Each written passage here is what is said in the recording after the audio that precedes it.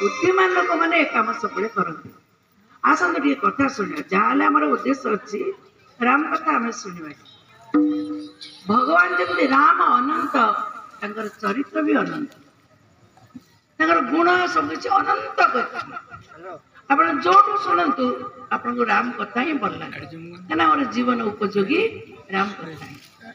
हमको जिते अन्न खाइले जमी अरुचि लगुनि सेमती जिते राम कथा शुणिले भी हमको अरुचि लगुनि भल लगुच आम तो समय ना कहवाई कि प्रकृत में महाराज दशरथ अयोध्या जड़े राजा थे एमती आप जानते गोटे सब तो महाराज संतान नथिया जो भारी दुख लगुला संतान नथिया जो पुत्रेष्टि यज्ञ सी कले पुत्रेष्टि यज्ञ करी कृपारू प्रसाद प्राप्त है चारि चारि संतान मिले चारि संतान मिले महाराज मन बड़ा आनंद महाराज चारि संतान बढ़े चलले धीरे धीरे धीरे धीरे पिला माने बढ़िया को लगे अल्प काल विद्या सब आई 4 वर्ष 4 मास 4 दिन गुरु गृह गले विद्या शिक्षा करने राम लक्ष्मण भरत शत्रुघ्न धर्म अर्थ काम मोक्ष एभली 4 भाई एवं धीरे धीरे भगवान युवक अवस्था भगवान युवक अवस्था अच्छा रामायण जहाँ जहाँ अच्छी सब करणीय करवा कथा भागवत जहाँ अच्छी श्रवण इंद्रिय शुणा कथा भागवत जहाँ लिखाई आम कर असंभव भगवान श्री कृष्ण 16,000 स्त्री सहित मिशुले रास करुले आम कर संभव नहीं ना आम समाज भी आमको ग्रहण कर आम जड़े स्त्री व्यतीत 2टा स्त्री सहित मिश पार आम संस्कृति सेमती तथापि भगवान श्रीकृष्ण को किए खराब कहना कामी पुरुष एमती कहीं कहना 16,000 स्त्री सहित मिशुले काम उपर विजय हासिल करते गंदा काम वासना किसी नथिला भगवान परमात्मा गोपी जीवात्मा जीव परमात्मा इन मिलन को रास बोली कहुच्छे आम करवा संभव नहीं किंतु अर्जुन को जो दिव्य पाणी गीतार पाणी शुणी से आम आचरण लगे पार जो पाणी कही राम अवतार भगवान भी उपदेश देते किंतु जहाँ करें आम समस्त करके शिक्षा देते भगवान कृष्ण कहीकि शिक्षा देते प्रातः काल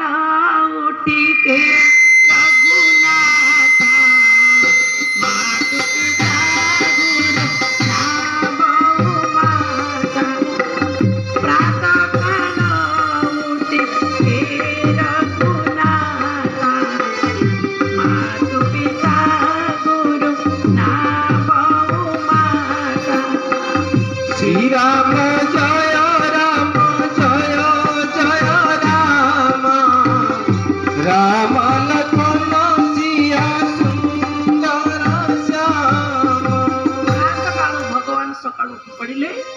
सरजू को जाते स्नान करने सरजू नदी की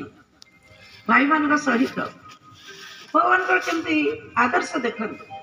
स्नान सारी आसिले माता पिता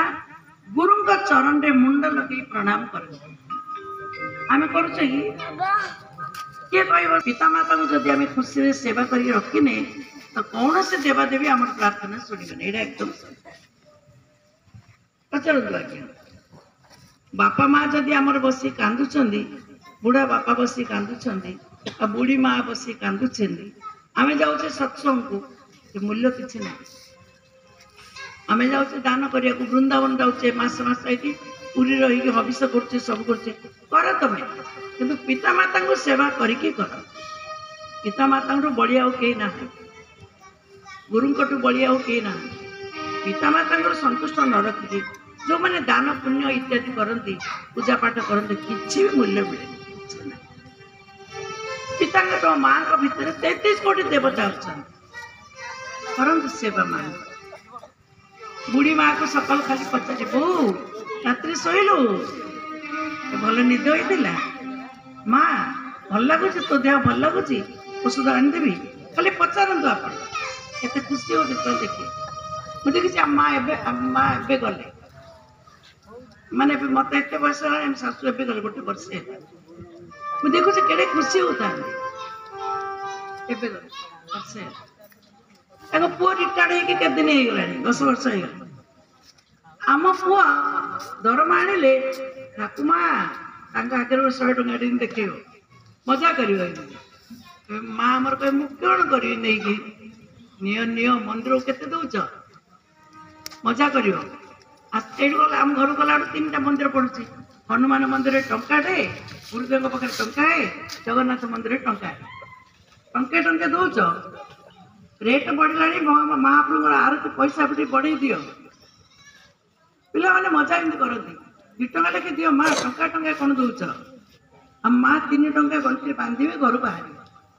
3 ଟଙ୍କା ନ ଧରିଲେ ବାହାରିବେ ଅଧିକା ନେଲେ ମଧ୍ୟ ଫେରିକି ଧରିକି ପଳେଇ ଆସିବେ ମଜା କରି ପିଲା ମୁଁ ଦେଖିଛି ବୁଢା ବୁଢୀ ଲୋକଙ୍କ ପାଖରେ ପଇସା ଥିବ କିନ୍ତୁ ପୁଅ ପଇସା ଦେଲେ ତାଙ୍କୁ ଭାରି ଖୁସି ଲାଗେ